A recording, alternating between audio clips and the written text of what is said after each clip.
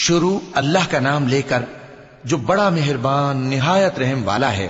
اے پروردگار، جب تو نے ہمیں ہدایت بخشی ہے تو اس کے بعد ہمارے دلوں میں کجی نہ پیدا کر دیجو اور ہمیں اپنے ہاتھ سے رحمت عطا فرما، تو بڑا عطا فرمانے والا ہے۔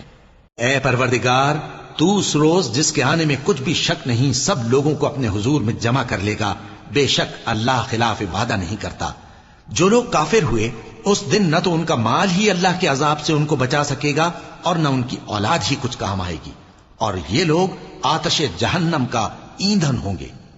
ان کا حال بھی فرعونیوں اور ان سے پہلے لوگوں کا سا ہوگا جنہوں نے ہماری آیتوں کی تکذیب کی تھی، تو اللہ نے ان کو ان کے گناہوں کے سبب عذاب میں پکڑ لیا تھا، اور اللہ سخت عذاب کرنے والا ہے۔ اے پیغمبر، کافروں سے کہہ دو کہ تم دنیا میں بھی عنقریب مغلوب ہو جاؤ گے اور آخرت میں جہنم کی طرف اکٹھا کیے جاؤ گے، اور وہ بری جگہ ہے۔